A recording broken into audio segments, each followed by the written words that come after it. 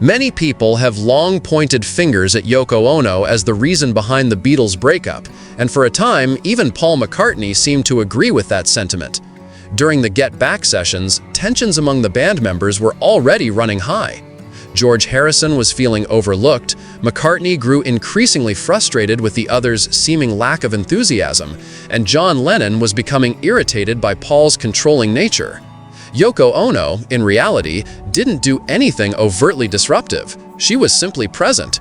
Yet somehow, her constant presence in the studio seemed to bother Paul. At the time, McCartney viewed Yoko as distant and difficult to connect with. He later admitted that the band didn't really take the time to get to know her well. That lack of understanding may have contributed to the discomfort surrounding her presence. Following the band's dissolution, each of the four Beatles ventured into solo careers. In 1971, Paul released the album Ram alongside his wife Linda McCartney. Its opening track, Too Many People, carried a veiled message that reflected Paul's frustrations, particularly his feelings toward John and Yoko during that period.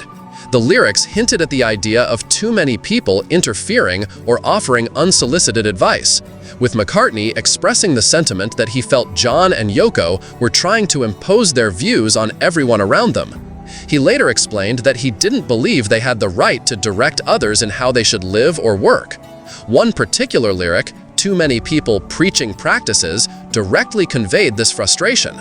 According to author Vincent Perez Benitez in The Words and Music of Paul McCartney, The Solo Years, there had originally been a more pointed line aimed at John and Yoko. The lyric, You took your lucky break and broke it in two, was reportedly once written as Yoko took your lucky break and broke it in two.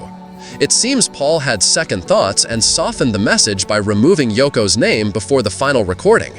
In hindsight, that decision may have been a wise one. McCartney's perspective on Yoko evolved significantly in the years that followed. After Lennon's tragic death in front of the Dakota Building in New York City in 1980, Paul began making efforts to better understand the woman his former bandmate had loved so deeply. By 1984, 4 years after John's death, McCartney opened up about his shifting viewpoint. He acknowledged that he had never truly connected with Yoko while John was alive, recognizing that it was John, not him, who had shared a strong bond with her. That, he admitted, had always been the central issue.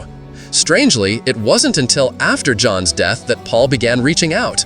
Motivated by a sense of loyalty to his late friend, he felt a growing desire to understand Yoko and even wondered if there was anything he could do to support her. He began speaking to her more often, hoping to bridge the gap that had lingered between them for so long. Eventually, Paul came to see Yoko in a different light. He described her as a deeply loving and compassionate person and admitted to himself that perhaps he had misjudged her all along. In their later conversations, he approached her with more openness, talking not just about the past, but about life in general, an effort to reconnect through shared loss and mutual respect.